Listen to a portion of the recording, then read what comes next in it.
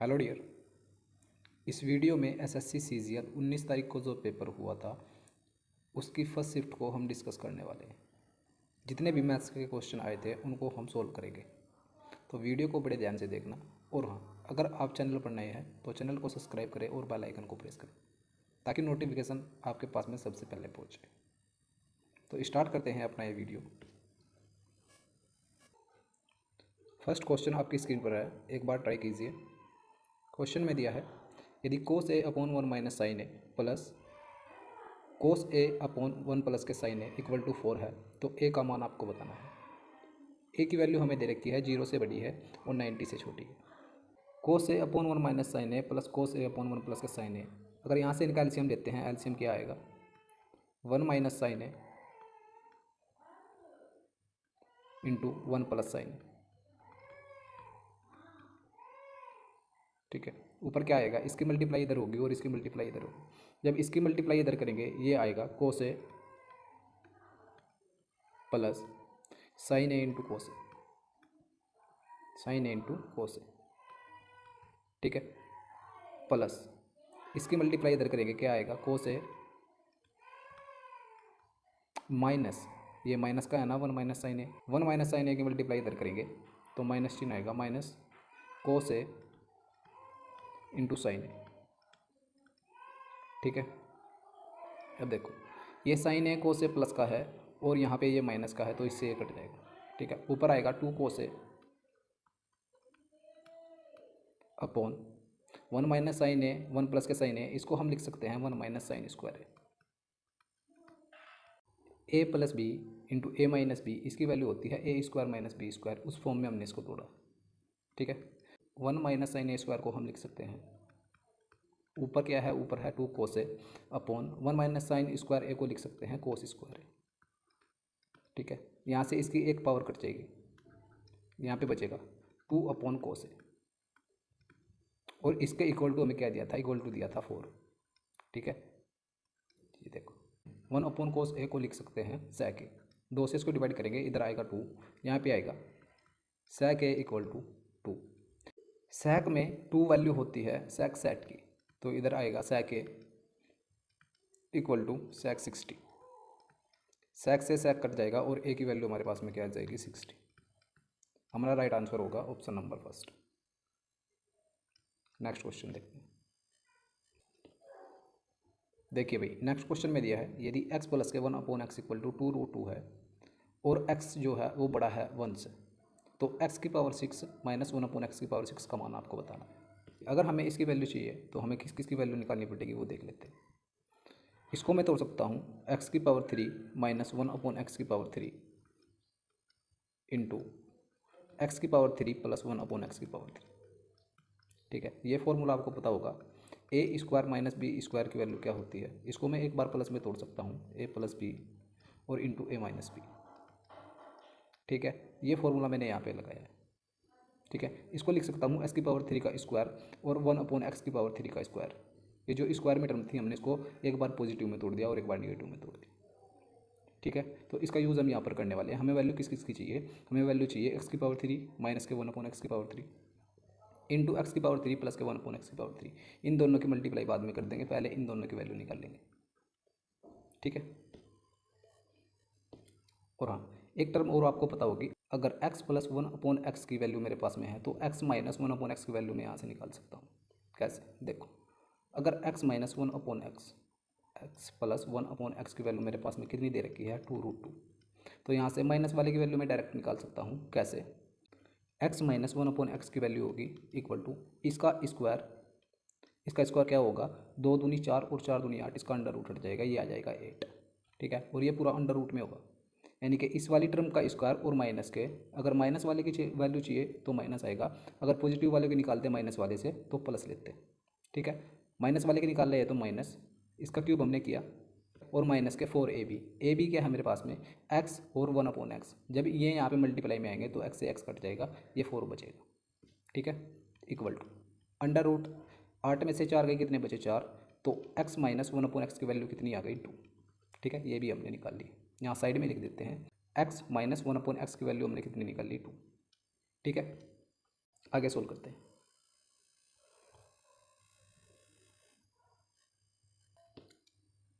देखिए x plus one upon X की value मेरे पास में कितनी है 2√2 जो हमें क्वेश्चन में दी है। यहाँ से x की power 3 plus one upon X की पावर 3 की वैल्यू निकाल लेंगे। x की power 3 plus one upon X की पावर 3 की वैल्यू क्या होगी, इसका क्यूब करो। x की power 3 plus one upon X की पावर 3 इक्वल टू क्या होता है, इसका क्यूब क्या होगा, 2 दूनी 4 और 4 दूनी 8 और 8 दूनी 16, 16√2। ठीक है, क्यूब हमारे पास में आ गया। इधर एक टर्म आती है आपकी 3ab इंटू ए प्लस के बी। ठीक है, अगर इधर उसको लेके आएंगे तो हो जाएगी माइनस की। ठीक है, माइनस के 3 इंटू ए बी क्या है, ए बी कट जाएगा। ठीक है, और इंटू में ए प्लस बी यानी कि इसकी वैल्यू 2√2 इंटू में 2√2। ठीक है, ये एक्स की power 3 plus one upon X की पावर 3 की वैल्यू हमने निकाली इक्वल टू 16√2, 3 दूनी 6, 6√2 है। ये माइनस के हैं, ये प्लस के हैं, कट जाएंगे, इसकी वैल्यू कितनी आ जाएगी 10√2। ठीक है, देखिए इसी प्रकार अगर हम x minus one upon X equal to 2 दे रखा है तो x की cube minus one upon X की क्यूब की वैल्यू यहाँ से निकाल लेंगे, इसका क्यूब करेंगे। ठीक है, x की power 3 minus one upon X की पावर 3 इक्वल टू क्या होगा, इस वाले का क्यूब यानी कि 2 का क्यूब कितना होता है 8, और माइनस वाले में जो इधर होता है वो माइनस का होता है, अगर इधर लेके आएंगे तो माइनस प्लस हो जाएगा, प्लस हो जाएगा। ठीक है, प्लस 3 इंटू ए बी तो कट जाएगा और इंटू में a माइनस बी यानी कि 2। ठीक है, तो x की पावर 3 माइनस के वन अपॉन एक्स की पावर 3 की वैल्यू कितनी आ गई, 3 दूनी 6 और 8 कितने हो गए 14। ठीक है, तो हमने इसकी भी वैल्यू हमारे पास में है और इसकी भी वैल्यू हमारे पास में है, दोनों की वैल्यू हमने निकाली। अब हमें वैल्यू चाहिए एक्स की पावर 6 माइनस के वन अपॉन एक्स की पावर 6, तो इन दोनों की अगर मल्टीप्लाई करेंगे तो एक्स की पावर 6 माइनस के वन अपॉन एक्स की पावर 6 की वैल्यू मेरे पास में आ जाएगी। ठीक है, देखो इनकी मल्टीप्लाई करते हैं, एक्स की power 6 minus one upon X की पावर 6 इक्वल टू होगा 10√2 इंटू इसकी वैल्यू कितनी आई हमारे पास में 14। ठीक है, अगर 14 की मल्टीप्लाई यहाँ करते हैं ये आएगा 140√2, ये हमारा राइट आंसर होगा, ऑप्शन नंबर 4। ठीक है भाई, नेक्स्ट क्वेश्चन देखते हैं। देखिए भाई नेक्स्ट क्वेश्चन में दिया है, एक व्यक्ति अपनी कार को 24 किलोमीटर तक 48 किलोमीटर प्रति घंटा की चाल से चलाता है और अगले 1.5 घंटों के लिए वह 80 किलोमीटर प्रति घंटा की चाल से चलाता है। पूरी यात्रा के लिए उसकी औसत चाल ज्ञात कीजिए। एवरेज स्पीड हम कैसे निकालते हैं, औसत चाल एवरेज स्पीड हम निकालते हैं total distance upon total time. ठीक है, टोटल डिस्टेंस हमारे पास में कितनी है वो भी हम निकाल लेंगे और टाइम भी हमें निकालना पड़ेगा। ठीक है, पहले उसने 24 किलोमीटर वो गया, 24 किलोमीटर 48 किलोमीटर प्रति घंटा के हिसाब से गया। ठीक है, तो यहाँ पर टाइम कितना लगा उसको, 24 किलोमीटर गया 48 किलोमीटर प्रति घंटा के हिसाब से, तो यहाँ से उसको आधा घंटा लग गया यानी कि 0.5 आवर। ठीक है, आगे उसने बोला है 1.5 घंटों के लिए वह 80 किलोमीटर प्रति घंटा की चाल से चला, तो यहाँ से हमें दूरी निकालनी पड़ेगी। दूरी कितनी तय की उसने, 1.5 घंटों में 80 किलोमीटर प्रति घंटा के हिसाब से कितनी दूरी चला जाएगा, ये चला जाएगा 15 8 120 किलोमीटर, 120 किलोमीटर। ठीक है, टोटल दूरी हमारे पास में कितनी आ गई, 80 किलोमीटर प्रति घंटा के हिसाब से 1.5 घंटे में उसने कितनी दूरी तय की, उसने 120 किलोमीटर की दूरी तय की, और पहले उसने 24 किलोमीटर की दूरी तय की थी, तो टोटल दूरी कितनी हो गई 144। टोटल दूरी हमारे पास में आ गई 144 किलोमीटर अपॉन टोटल टाइम हमें चाहिए 24 किलोमीटर चला था वो 48 किलोमीटर प्रति घंटे के हिसाब से टाइम कितना लगा था 0.5 घंटे। ठीक है, यानी कि आधा घंटा उसको लगा, और 1.5 घंटे उसको यहाँ पे लगे थे 120 किलोमीटर की दूरी तय करने में, तो टोटल कितना टाइम हो गया, ये हो गए 2 घंटे। तो टोटल दूरी की उसकी एवरेज स्पीड क्या होगी, यहाँ से निकाल लेंगे, 2 से इसको डिवाइड करेंगे, 2 सत्ते 14 और 2 दूनी 4, 72 किलोमीटर प्रति घंटे की उसकी स्पीड होगी, एवरेज स्पीड। ठीक है, हमारा आंसर होगा ऑप्शन नंबर 4। नेक्स्ट क्वेश्चन देखते हैं। देखिए भाई नेक्स्ट क्वेश्चन में आपको दिया है sine x minus K cos x upon sine x plus K cos x equal to 2/5। तो आपको 1 plus K cot square x upon 1 minus के कोट स्क्वायर एक्स का मान बताना है। ठीक है, तो देखिए यहाँ पर हम एक रूल का प्रयोग करने वाले हैं, उसको बोलते हैं कंपोनेंटो डिविडेंडो। कंपोनेंटो डिविडेंडो क्या होता है, देखो अगर कोई मेरे पास में इस तरह की वैल्यू है a minus B upon a plus B, इस प्रकार से दे रखा है, तो यहाँ से हम a अपॉन बी की डायरेक्ट वैल्यू निकाल सकते हैं। ठीक है, अगर इसको ऊपर ऐड करते हैं तो यहाँ पे क्या आएगा a, और इस वाले में से अगर इसको घटाते हैं ये कितना आएगा, ये आएगा b। ठीक है, तो यहाँ से डायरेक्ट a अपॉन बी की वैल्यू हम निकाल सकते हैं, और ये वाइस वर्सा भी ट्रू होता है। अगर आप इसको ऊपर घटाते हैं तो a माइनस बी, और इसमें से अगर इसको ऐड करते हैं नीचे तो ये आएगा a प्लस बी। ठीक है, वाइस वर्सा भी ट्रू होता है। इसको बोलते हैं कंपोनेंटो डिविडेंडो, इसका यूज़ हम यहाँ पर करने वाले हैं। ठीक है। यहाँ पर इसका यूज़ करेंगे, इस वाली संख्या को ऊपर ऐड करो, ये कितना आएगा, ये आएगा साइन एक्स। ठीक है, जब इस वाली संख्या को ऊपर ऐड करेंगे कोस एक्स से कोस एक्स कट जाएगा और ये आ जाएगा 2 साइन एक्स। ठीक है, और अपॉन में जब इस वाली संख्या में से इसको घटाएंगे तो नीचे आएगा 2 कोस एक्स। ठीक है, और इक्वल टू जो रूल हमने इधर लगाया है वो इधर भी लगाएंगे बराबर से। इधर 5 में 2 ऐड करो, ये कितना आ गया 7, और इसे नीचे घटाओ 5 में से, ये आएगा 3। ठीक है, वैल्यू मेरे पास में आ गई। 2 से इसको काटते हैं तो 2 से 2 कट जाएगा। यहाँ पे आएगा tan x, sine x upon cos x होता है tan x इक्वल टू 7/3। हमें वैल्यू किसकी चाहिए, हमें वैल्यू चाहिए कोट एक्स की। कोट एक्स tan का उल्टा होता है, तो यहाँ पे मैं लिख सकता हूँ कोट एक्स इक्वल टू, इसको पलटो 3/7। कोट एक्स की वैल्यू क्या आ गई 3/7। ये वैल्यू इसमें पुट करो। ठीक है, देखो ये वैल्यू इसमें पुट करते हैं। यहाँ पे क्या है 1 plus K cot square X. Cot X की वैल्यू कितनी है 3/7। 3 का स्क्वायर करेंगे 3 3 9, 7 का स्क्वायर करेंगे 49। ठीक है, अपॉन नीचे है 1 माइनस के 9/49। यहाँ पे भी कोट एक्स की वैल्यू रखी थी। देखो इसको आगे सोल्व करते हैं। 49 में अगर 9 ऐड करते हैं ये कितना आएगा 58 और अपॉन 49। ठीक है, ये ऊपर की वैल्यू हमने सोल्व की। 49 में से अगर 9 घटाएंगे ये कितना आएगा 40/49। ठीक है, 49 से 49 कट जाएगा, यहाँ पे क्या आएगा 58/40। ठीक है, इसको 2 से डिवाइड कर सकते हैं। 2 से डिवाइड करेंगे, 2 से डिवाइड करने पर यहाँ पे आएगा 29 और यहाँ पर आएगा 20। अब अगर इसको इससे डिवाइड करते हैं यहाँ पे आएगा 20 ही कम 20, आगे कितना बचा 9, पॉइंट लगाया 0 बढ़ाई, 20 चौक कितना होता है 80 और 20 पंजे 100। ठीक है, हमारा राइट आंसर होगा option number first 1.45। Next question देखते हैं। देखिए नेक्स्ट क्वेश्चन में आपको दिया है, दिए गए व्यंजक को सरलीकृत कीजिए। 432 इंटू 432 यानी कि इसको मैं बोल सकता हूँ ए स्क्वायर। 247 गुना 247 इसको बोल सकता हूँ बी स्क्वायर, और माइनस 432 को मैंने ए माना है और 247 को मैंने बी माना है, तो यहाँ पर किसकी वैल्यू है, यहाँ पर ए बी की वैल्यू है। ठीक है, और ये क्या है, ये ए का क्यूब है, और ये क्या है, ये बी का क्यूब है। ठीक है, देखिए अगर आप ए की क्यूब प्लस बी की क्यूब का फॉर्मूला खोलते हैं तो आपके पास में क्या आता है, ए प्लस बी इंटू ए स्क्वायर प्लस बी स्क्वायर और माइनस के ए बी। ठीक है, ये वैल्यू आपके पास में आती है, और ये वाली टर्म जो है हमारे पास में ऊपर की साइड दे रखी है, ये देखो। ठीक है, और इसकी वैल्यू मैं ये रख सकता हूँ पूरी की पूरी। ठीक है, अपोन में क्या है, अपोन में है ए की क्यूब बी की क्यूब। ए की क्यूब और बी की क्यूब की वैल्यू मैं यहाँ पे ये रखता हूँ, तो a square plus b square minus के ए बी, इससे तो ये वाली टर्म कट जाएगी ना, पूरी की पूरी ऊपर कट जाएगी। यहाँ पे क्या बचेगा हमारे पास में बचेगा 1/a प्लस बी, ये वैल्यू। और ए हमने किसको मानना था, ए मानना था हमने 432 को। ए की वैल्यू रखो 432 प्लस बी की वैल्यू रखेंगे, बी को माना था हमने 247। ठीक है, इन दोनों को ऐड करो 1/7 और 2 9, ये 9 आ गया, 4 3 7 और 4 2 6, ये आ गया 679। ठीक है, हमारा राइट आंसर होगा ऑप्शन नंबर फर्स्ट। ठीक है, नेक्स्ट क्वेश्चन देखते हैं। देखिए भाई नेक्स्ट क्वेश्चन में आपको दिया है 7 सेंटीमीटर व्यास वाले एक वर्त के त्रिज्य खंड की चाप की लंबाई ज्ञात कीजिए जिसका केंद्रीय कोण 108 का है। देखिए त्रिज्य खंड की चाप की लंबाई निकालने के लिए आपके पास एक फॉर्मूला होता है, θ/360 इंटू 2πr। ठीक है, इस फॉर्मूले से आप निकालते हैं।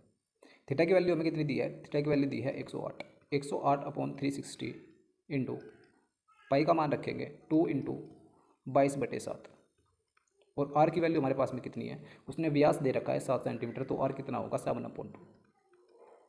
ठीक है, इसको सोल्व करते हैं। 7 से 7 डिवाइड हो जाएगा, 2 से 2 कट जाएगा, 36 ही कम 36, और 36 से इसको डिवाइड करेंगे कितनी बार जाएगा, 6 3 18 3 बार। ठीक है, यह आ जाएगा 3/10। यहाँ पे आ गया 3/10 इंटू 22, 3 की मल्टीप्लाई 22 में करेंगे, ये आएगा 3 दूनी 6 और 3 दूनी 6 66/10। तो हमारा राइट आंसर क्या होगा, हमारा राइट आंसर होगा 6.6 सेंटीमीटर। ठीक है, ऑप्शन नंबर 3। नेक्स्ट क्वेश्चन देखते हैं। नेक्स्ट क्वेश्चन आपकी स्क्रीन पर है। ये क्वेश्चन आपको कम दिखाई दे रहा होगा, हम चित्र बनाते बनाते सोल्व करते हैं। देखो किसी वर्त की दो जीवाएँ ए बी और सी डी, कोई वर्त है, एक वर्त बना लेते हैं, इसकी दो जीवाएँ हैं ए बी और सी डी, वर्त के बाहर किसी बिंदु पी पर मिलती है। ऐसे कोई जीवाई होगी, मान लो ये ए बी है और एक जीवाई है इसकी सी डी, ये यहाँ पर पी पॉइंट पर वर्त के बाहर मिलती है। ये कितनी है? ये सी डी है। आगे उसने क्वेश्चन में बोला है यदि A P equal to 200 millimetre, यानी कि ये जो पूरी वैल्यू है ये इसने दी है 200 मिलीमीटर, ठीक है, और A B equal to 120 millimetre, A B की वैल्यू कितनी दी है? 120 मिलीमीटर, ये वाली ए बी, ठीक है। आगे उसने बोला है और सी पी 160 सेंटीमीटर है, सी पी ये पूरी बड़ी जो लेंथ है ये कितनी है? 160 मिलीमीटर, ठीक है। आगे उसने बोला है सी डी की लंबाई ज्ञात कीजिए, इस वाली भुजा की लंबाई आपको बताइए, ठीक है। तो एक रूल आपको पता होगा, जब दो जीवाएँ वर्त के अंदर से किसी बाहर पॉइंट पर मिलती है तो उसका एक रूल होता है, वो आपको पता होना चाहिए। देखिए उसका रूल होता है ये पूरी बड़ी लेंथ ए पी इंटू ये छोटे वाली लेंथ बी पी, इन दोनों की मल्टीप्लाई बराबर होती है सी पी इंटू ये वाली लेंथ डी पी, ठीक है। इसका यूज़ हम यहाँ पर करेंगे।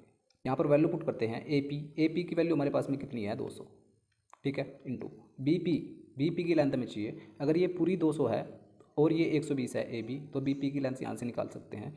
200 में से 120 घटाएंगे, ये कितनी होगी? 80, ठीक है। तो इसकी वैल्यू कितनी है? ये 80 इक्वल टू सी पी की लेंथ हमें कितनी दी है? 160 इंटू डी पी की लेंथ हमसे पूछिए, ठीक है। इसको सोल्व करते हैं, 0 से 0 कट जाएगी और 8 से इसको डिवाइड करेंगे, 8 दूनी 16, 2 से इधर काटेंगे, ये कितनी आएगी? 100, ठीक है। तो डी पी की वैल्यू हमारे पास में कितनी आ गई? 100।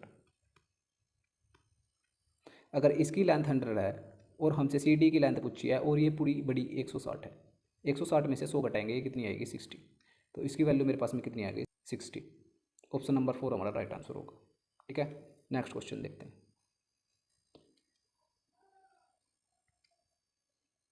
नेक्स्ट क्वेश्चन में आपको दिया है एक डीलर ने 9000 में एक वॉशिंग मशीन खरीदी, वह इसके अंकित मूल्य पर 10% की छूट देता है और फिर भी 10% का लाभ अर्जित करता है। मशीन का अंकित मूल्य ज्ञात कीजिए। देखिए उसका सीपी कितना है? उसका सीपी है 9000, कितने में खरीदी है उसने? 9000 रुपये में खरीदी, ठीक है। और क्वेश्चन में हमसे बोला है वह उसके अंकित मूल्य पर 10% की छूट देता है और फिर भी 10% का लाभ अर्जित करता है। लाभ किस पर अर्जित करेगा? 10% का लाभ, 10% लाभ की फ्रैक्शन होती है 11/10, यानी कि ये उसका सीपी रहा होगा और लाभ लेकर उसने 1 का लाभ लेकर 11 में बेच दिया होगा, ये उसका एसपी रहा होगा, ठीक है। यानी कि सीपी 10 की वैल्यू मेरे पास में क्या है? 9000 है, इनटू में यहाँ से एसपी की वैल्यू मैं निकाल सकता हूँ 11 की वैल्यू, ठीक है। ये मेरे पास में क्या आ गया? उसका एसपी आ गया। और उसने बोला है वह उसके अंकित मूल्य पर 10% की छूट देता है। अंकित मूल्य पर 10% छूट की वैल्यू क्या होती है? 10% छूट की वैल्यू होती है 9/10, यानी कि अगर उसका एमपी 10 रुपये था तो उसने बेची कितने में? उसने 9 में बेच दी, ठीक है, छूट देकर। हमारे हिसाब से कितने की बेची है? ये उसका एसपी हमारे पास में आया हुआ है, ठीक है, यानी कि ये 9 की वैल्यू हमारे पास में है अपॉन 9 इंटू एमपी की वैल्यू उसने हमसे पूछी है मार्क प्राइस की, मार्क प्राइस कितना है? 10, तो 10 की वैल्यू हमसे उसने पूछी है। 10 से 10 कट जाएगा और 9 से इसको डिवाइड करेंगे, ये आएगा 1000, 1000 इंटू 11 करेंगे, हमारा राइट आंसर क्या होगा? 11000, ठीक है, option number first. Next question देखते हैं। देखिए नेक्स्ट क्वेश्चन में आपको दिया है 3a + b/2 माइनस के a माइनस के 3b/3 + 2b, इसकी वैल्यू आपको बतानी है। देखिए सिर्फ आपको इसको सोल्व करना है। यहाँ पे एलसीएम क्या आएगा? एलसीएम आएगा 6, ठीक है।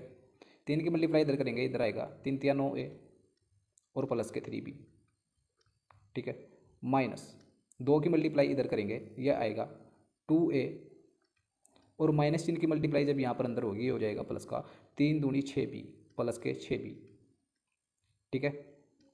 आगे हमें दिया है प्लस के 2b, प्लस के 2b में 6 की मल्टीप्लाई होगी, हमने एलसीएम यहाँ पे क्या लिया है? 6, 6 दूनी 12 प्लस के 12b, ठीक है। अब इसको सोल्व करते हैं, 6b ये हो गए यहाँ पे, 12b ये हो गए, ये हो गए 18b और 3b ये रहे, सारे के सारे प्लस किया तो कितने हो गए? 21b, ठीक है। यहाँ पे देखते हैं 9a प्लस के है और माइनस के 2a है, ये कितने बच गए? प्लस के 7a, ठीक है, अपॉन 6। यहाँ से 7 कॉमन लेंगे, 7 कॉमन है दोनों में, 7 या 21, 3b प्लस के a अपॉन 6। ठीक है, ये हमारा राइट आंसर होगा, ऑप्शन नंबर 3। नेक्स्ट क्वेश्चन देखते हैं। देखिए नेक्स्ट क्वेश्चन में दिया है मोहित एक काम का 2/3 भाग 24 दिनों में कर सकता है, तो वह उस कार्य का 1/9 भाग कितने दिनों में करेगा। देखिए 2/3 भाग कितने दिनों में कर सकता है मोहित, 24 दिनों में कर सकता है। अगर यहाँ से देखें तो पूरा कार्य कितने दिनों में करेगा वो निकाल लेंगे। तो पूरा कार्य वो कर लेगा, 3 से मल्टीप्लाई इधर करो और 2 से डिवाइड करो। ठीक है, अगर 2/3 भाग 24 दिन में करता है तो यहाँ से पूरा कार्य करेगा 24/2 × 3, इतने दिन में वो पूरा कार्य कर लेगा। ठीक है, ये आ गया, टोटल वर्क भी होगा यही, और इतने दिनों में वो कार्य भी कर लेगा, एक ही बंदा है। इंटू में उसने पूछा है 1/9 भाग कितने दिनों में करेगा, इंटू में 1/9, कार्य का 1/9 भाग। ठीक है, 3 से इसको डिवाइड करेंगे, 3 3 9, 3 से यहाँ पे काटेंगे, 3 8 24। ठीक है, 2 से इसको डिवाइड करेंगे 4, तो 4 दिन में कर लेगा 1/9 भाग। ठीक है, नेक्स्ट क्वेश्चन देखते हैं। नेक्स्ट क्वेश्चन में आपको दिया है n+18 व्यक्ति जिसमें से प्रत्येक हर दिन 7.5 घंटे कार्य कर रहा है, 20 दिन में 48% कार्य पूरा कर सकते हैं। n+12 व्यक्ति शेष कार्य 30 दिनों में पूरा कर सकते हैं यदि उनमें से प्रत्येक हर दिन 6.5 घंटे कार्य करता है। n का मान ज्ञात कीजिए, n का मान आपको बताना है। देखिए हमें क्वेश्चन में दिया है n+18 व्यक्ति कार्य को 7.5 घंटे प्रतिदिन कार्य करके कितने दिनों में कर सकते हैं, 20 दिनों में कर सकते हैं। और कितना भाग करते हैं ये कार्य का, 48%। जो टोटल वर्क होता है वो अपॉन में हम लेते हैं। ठीक है, इक्वल टू क्या आएगा, n+12 व्यक्ति 30 दिन में कितने घंटे कार्य करते हैं, वो 6.5 घंटे कार्य करते हैं। कार्य कितना बचा है, 52%। यहाँ पे 52% कार्य ये करेंगे। ठीक है, और n की वैल्यू हमसे पूछी है, इन दोनों को इक्वेट कर दो। तो सॉल्व करते हैं, 0 से 0 कट जाएगी, और इधर भी ये पॉइंट में है, ये पॉइंट मैंने हटा दिया, और इधर का ये पॉइंट भी मैंने हटा दिया। ठीक है, 3 से इसको डिवाइड करते हैं, ये 3 से आएगा, 3 दूनी 6 और 3 पंजे 15, 25। ठीक है, 25 दूनी कितना हो गया, 50। 50 की मल्टीप्लाई अंदर करेंगे, ये कितना आएगा, 50n प्लस के 18 × 50। ठीक है, अपॉन वाले को डिवाइड करो, इसको 4 से डिवाइड करो, ये कितना आएगा 12, और इसको 4 से डिवाइड करेंगे, ये कितना आएगा 13। 13 की मल्टीप्लाई इधर करो, इंटू में 13। ठीक है, इक्वल टू इस 12 की मल्टीप्लाई इधर करो, ये यहाँ पे कितना बचा था, 65। 65 की मल्टीप्लाई अंदर करेंगे, 65n प्लस के 12 × 65। ठीक है, और इस 12 की मल्टीप्लाई हमने इधर कर दी। अगर यहाँ पर कुछ और कट रहा है तो काट लेते हैं। देखिए 13 से 13 पंजे 65 और 13 पंजे 65। ठीक है, यहाँ पे 12 और यहाँ पे तो 12 है ही 12। देखो अब इसकी मल्टीप्लाई कर लेते हैं, 18 पंजे 90, 900। यहाँ पे कितना है, यहाँ पे है 50n, 50n प्लस के 900 इक्वल टू 12 पंजे 60n प्लस के यहाँ पे आएगा 12 12 144। 144 की मल्टीप्लाई 5 में करेंगे, 5 चौक 20, 5 चौक 20 और 2 22, 5 ही कम 5, 5 और 2 7। ठीक है, ये आ गया 720। देखो ये 50n इधर लेके आएंगे, 60n इधर है, ये है प्लस के, और ये इधर लेके जाएंगे तो माइनस के हो जाएंगे, इधर बचेंगे 10n। ठीक है, 10n इक्वल टू ये 720 इधर लेके जाएंगे, 900 में से अगर 720 घटाते हैं तो कितना आता है, ये आता है 180। ठीक है, तो n की वैल्यू हमारे पास में कितनी आ गई, n की वैल्यू आ गई 18। ये हमारा राइट आंसर होगा, ऑप्शन नंबर 3। नेक्स्ट क्वेश्चन देखते हैं।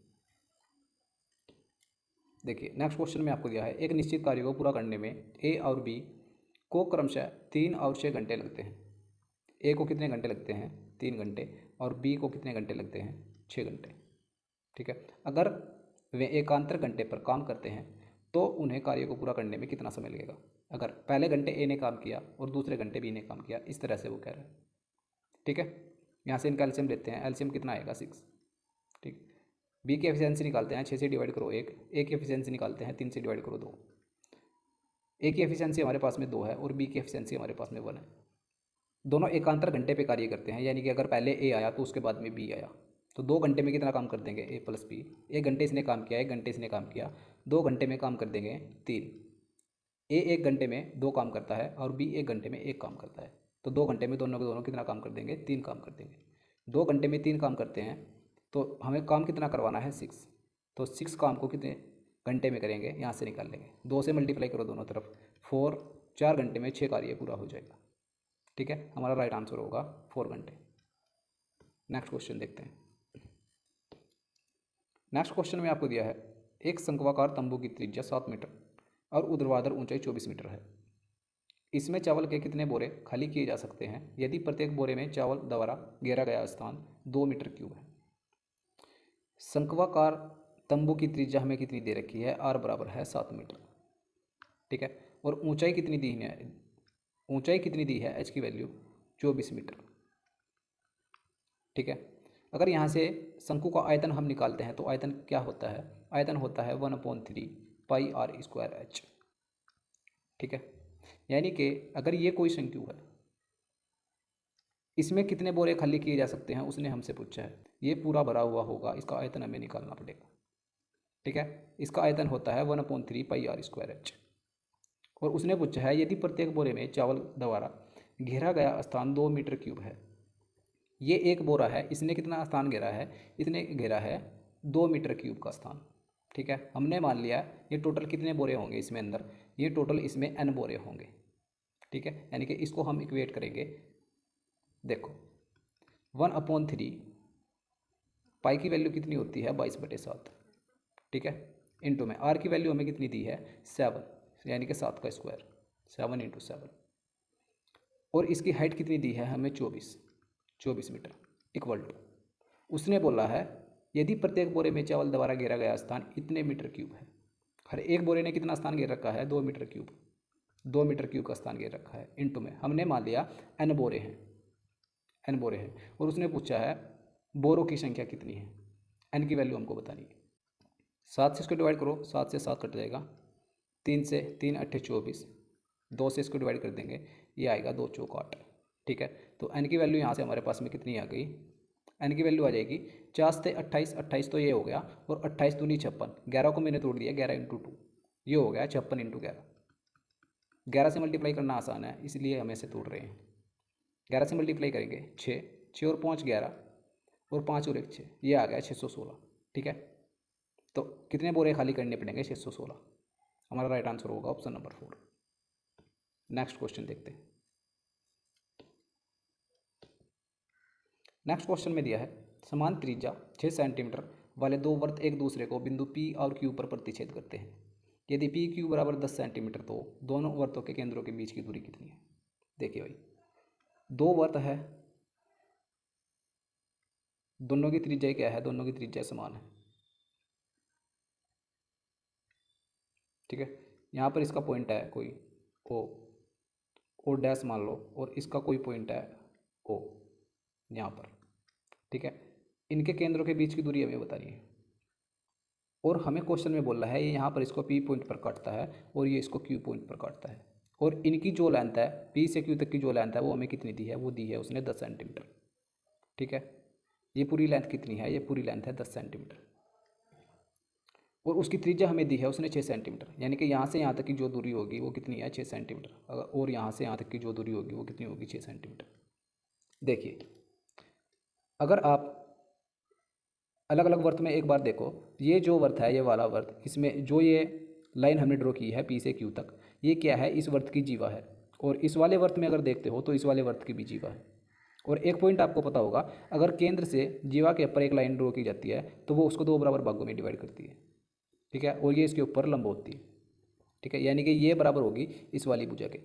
ठीक है, अगर ये पूरी 10 है तो ये कितनी होगी 5 सेंटीमीटर, और ये कितनी होगी 5 सेंटीमीटर।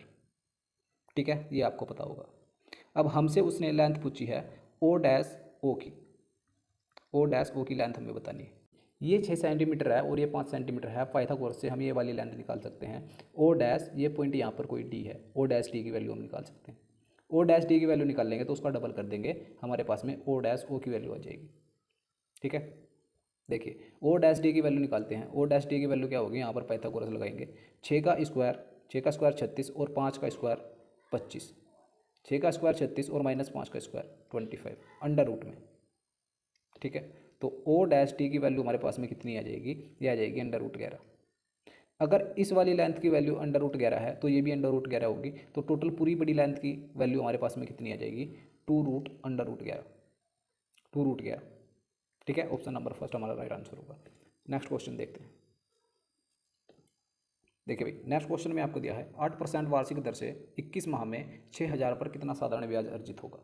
साधारण ब्याज बराबर होता है PRT/100, P/R/T/100। ठीक है, P मूलधन हमें कितना दिया है? मूलधन दिया है 6000, इंटू R कितनी दी है? 8%। ठीक है, समय कितना दिया है? 21 माह। ये माह में है, इसको हम साल में बदल लेते हैं 12 से डिवाइड करके।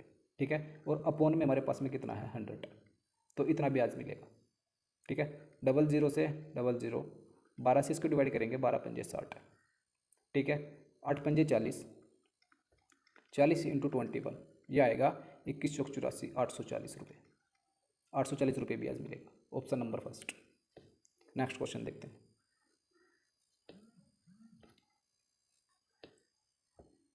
देखिए भाई, नेक्स्ट क्वेश्चन में दिया है R पहले दिन चाल V से T समय में X दूरी तय करता है। ठीक है, चाल बराबर क्या होता है? चाल बराबर दूरी बटा समय। ठीक है, चाल कितनी दी है उसने? चाल दी है V इक्वल टू दूरी कितनी दी है? X, और अपॉन में समय कितना दिया है? T। उसने बोला है R पहले दिन चाल V से T समय में X दूरी तय करता है, अगले दिन वह 0.75 T समय में 2.5 X दूरी तय करता है। ठीक है, X दूरी तय करता है, तो बताइए कि अगले दिन उसकी चाल कितनी है? देखिए, चाल बराबर होता है दूरी बटा समय। ठीक है, दूरी हमें उसने कितनी दी है? अगले दिन जब उसने तय की 2.5x, दूरी कितनी दी है? 2.5x अपॉन, और टाइम कितना लगा उसको? टाइम लगा 0.75t। ये क्या आ गई मेरे पास में? उसकी अगले दिन की चाल आ गई। ठीक है, यहाँ पॉइंट से पॉइंट हटाते हैं और यहाँ पे एक ज़ीरो बढ़ा लेते हैं। ठीक है, इसको डिवाइड करेंगे, 25 से डिवाइड करो, 25 या 75, और 25 से कम 25, ये आएगा 10/3। यहाँ पे x है और यहाँ पे t। x अपॉन टी की वैल्यू हमारे पास में कितनी है? v। यहाँ पर v पुट कर सकते हैं, x अपॉन टी। ठीक है, तो यहाँ पर राइट आंसर क्या होगा? 10/3 इंटू वी। दूसरे दिन उसकी चाल क्या होगी? 10/3 into V, option number 3। Next question देखते हैं। देखिए, नेक्स्ट क्वेश्चन में आपको दिया है निम्नलिखित में से कौन सी संख्या 36 से विभाज्य है? ये संख्या आपको दे रखी है, इनमें से बताना है 36 से विभाज्य है। 36 से विभाज्य का मतलब क्या होता है? 9 चौक 36, यानी कि वो संख्या 4 से भी डिवाइड होगी और 9 से भी डिवाइड होगी। 4 से कौन कौन सी संख्या डिवाइड है वो चेक करते हैं। 4 का डिविजिबिलिटी रूल होता है, जिस संख्या के लास्ट के 2 अंक 4 से डिवाइड होते हैं वो पूरी संख्या 4 से डिवाइड हो जाएगी। ये 4 से डिवाइड है 2 अंक, ये भी 4 से डिवाइड है, ये भी 4 से डिवाइड है, लेकिन ये 4 से डिवाइड नहीं है, ये हमारा आंसर नहीं हो सकता। ठीक है, अब 9 से चेक कर लेते हैं। 9 का डिविजिबिलिटी रूल होता है, किसी संख्या के अंकों का योग अगर 9 है या 9 का मल्टीपल है तो वो संख्या 9 से डिवाइड होगी। ठीक है, यहाँ पे देखते हैं अंकों का योग, 8 और 8 16, 16 और 4 20। यहाँ पे अंकों का योग 9 नहीं है, ये भी हमारा आंसर नहीं हो सकता। ठीक है, यहाँ पे देखते हैं 5 या 15, 15 और 1 16, 16 और 2 18, ये आंसर हो सकता है। यहाँ पे देखते हैं 6 और 2 8, 7 2 9, यहाँ पे योग कितना आ रहा है? यहाँ पे 8 आ रहा है, यानी कि हमारा राइट आंसर क्या होगा? Option number 2। नेक्स्ट क्वेश्चन देखते हैं। नेक्स्ट क्वेश्चन में आपको दिया है sign theta plus K cos theta का whole square plus sine theta minus K cos theta का होल स्क्वायर, इसका मान आपको बताना है। देखिए, एक फॉर्मूला आपको पता होगा, अगर आप a प्लस बी का whole square plus a minus B का होल स्क्वायर, अगर इनको आप ऐड करते हो तो आपके पास में क्या आता है? 2 इंटू ए स्क्वायर प्लस बी स्क्वायर। ठीक है, ये टर्म हमारे पास में आती है, यानी कि जो a है इसका स्क्वायर और प्लस b का स्क्वायर और इंटू में 2, ये वैल्यू हमारे पास में आती है। यही रूल हम यहाँ पर लगाने वाले हैं। ठीक है, देखो ये क्या है? Sign theta plus K cos theta इसका होल स्क्वायर और sign theta minus K cos theta इसका होल स्क्वायर। ए की वैल्यू क्या है? ए की वैल्यू साइन है, और बी की वैल्यू क्या है? बी की वैल्यू है कोस। देखिए, इसको सोल्व करते हैं। ए की वैल्यू कितनी है? 2 इंटू साइन स्क्वायर थीटा, और बी की वैल्यू है कोस में प्लस कोस स्क्वायर थीटा।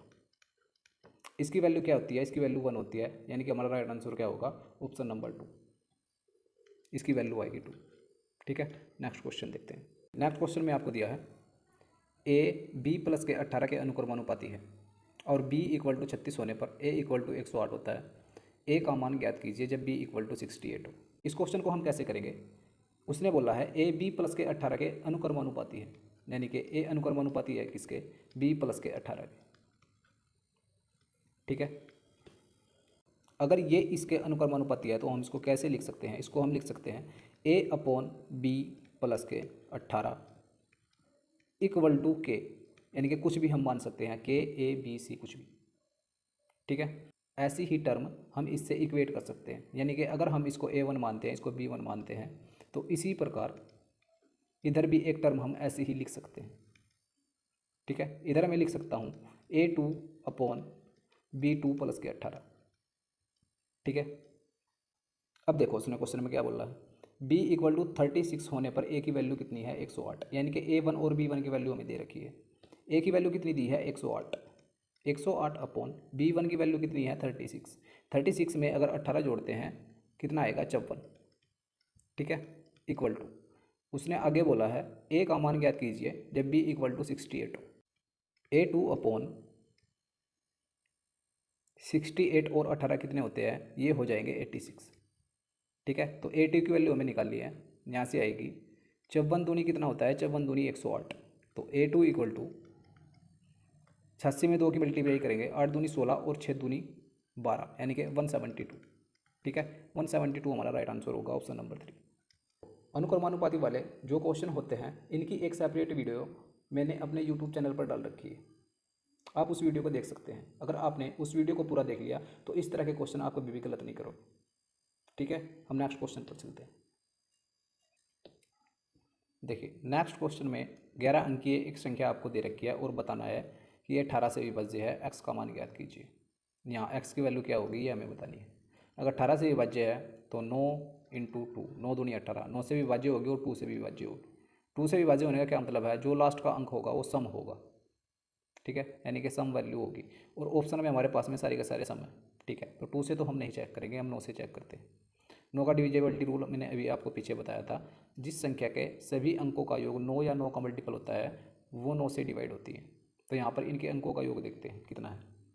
8 और 7 कितने होते हैं 15, 15 और 2 17, 17 और 3 20, यानी कि 20 के अंकों का योग होगा 2, 3 2 5, 5 और 2 7, 7 और 6 कितने होते हैं 13, 13 और 8 13 और 8 हो गए 21, 21 और 6 हो गए 27, 27 और 7, 27 और 7 34। ठीक है, और 4 और 3 7, यानी कि अंकों का योग कितना आ रहा है, अंकों का योग आ रहा है 7, और हमें कितना लाना है 9।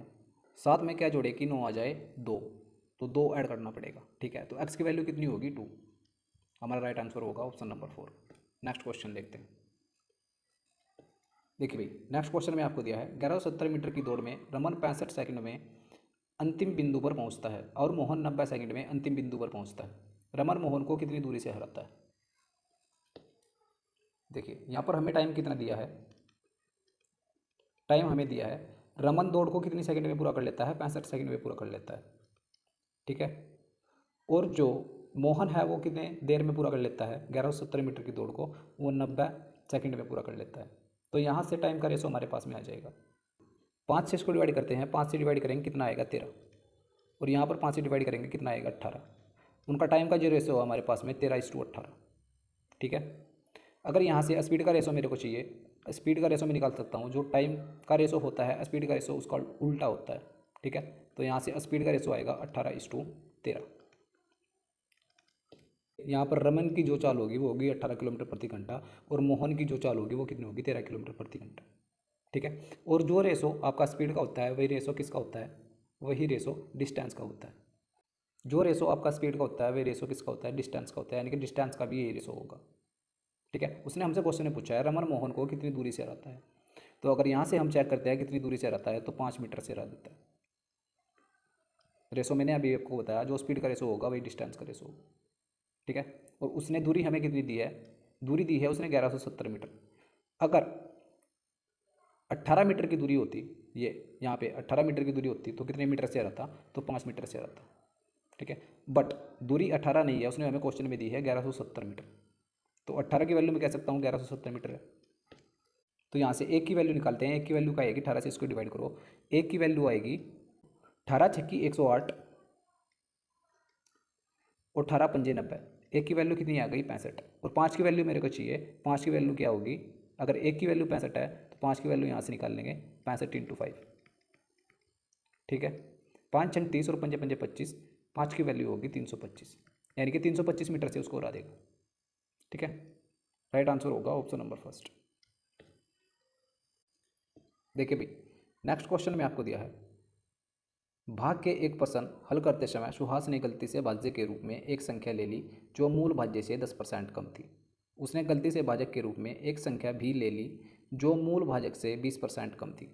यदि भाग के मूल प्रश्न का सही भागफल 24 था और शेषफल 0 था, तो यह मानते हुए कि उसकी गणना में कोई त्रुटि नहीं है, सुहास ने कितना भागफल प्राप्त किया। ठीक है, देखिए उस क्वेश्चन को करने के लिए आपको एक फॉर्मूला पता होना चाहिए। देखिए ये फॉर्मूला आपको पता होना चाहिए, भाज्य बराबर भाजक गुणा भागफल प्लस के शेषफल। ठीक है, देखिए क्वेश्चन में हमें दिया है, इस लाइन को पढ़िए, उसने गलती से भाजक के रूप में एक संख्या भी ले ली जो मूल भाजक से कितनी कम थी, 20% कम थी। ठीक है, भाजक यहाँ पे लिखा जाता है 20% कम थी, यानी कि 20% कम की फ्रैक्शन वैल्यू क्या होती है, 4/5, यानी कि अगर ये 5 थी तो ये कितनी थी, ये 4 थी। ठीक है, और उसने आगे बोला है, यदि भाग के मूल प्रश्न का सही भागफल 24 था और शेषफल 0 था, जो राइट वाला था उसका भागफल कितना आया था, 24। ठीक है, ये राइट वाला है और ये रोंग वाला हम इधर ले रहे हैं। ठीक है, राइट वाले का भागफल कितना आया था, 24, और शेषफल कितना आया था, शेषफल आया था 0। ठीक है, तो यहाँ से भाज्य हम निकाल सकते हैं, 24 पंजे कितने होते हैं, 24 पंजे 120, तो यहाँ पर भाज्य कितना रहा होगा, 120। ठीक है, जब इसकी मल्टीप्लाई इसमें करेंगे 120 बार पूरा पहाड़ा चला होगा, इसलिए शेषफल 0 आया होगा। ठीक है, और फर्स्ट वाली लाइन में उसने क्या बोला है, फर्स्ट वाली लाइन में उसने बोला है, सुहास ने गलती से भाज्य के रूप में एक संख्या ले ली जो मूल भाज्य से 10% कम थी, यानी कि इससे 10% कम थी। इसका 10% कितना होगा, 120 का 12, यानी कि इससे 12 कम थी। ये कितनी होगी, ये 108 रही होगी। ठीक है, तो आगे उसने बोला है, उसकी गणना में कोई त्रुटि नहीं है, सुहास ने कितना भागफल प्राप्त किया, यानी कि रोंग वाले में उसने कितना भागफल प्राप्त किया, ये हमसे पूछा है। देखो अगर 4 से 108 को डिवाइड करते हैं तो कितनी बार जाता है, ये जाएगा 4 दूनी 8 और 4 से 28, 27 बार, 27 बार पूरा चला जाएगा। ठीक है, यानी कि हमारा राइट आंसर क्या होगा, 27, ऑप्शन नंबर 2। तो भाई इस वीडियो में हमने सारे के सारे क्वेश्चन सोल्व कर लिए हैं। अगर आप चैनल पर नए हैं तो चैनल को सब्सक्राइब करें और बेल आइकन को प्रेस करें। इसी प्रकार मिलते हैं अगली वीडियो में, तब तक के लिए नमस्कार।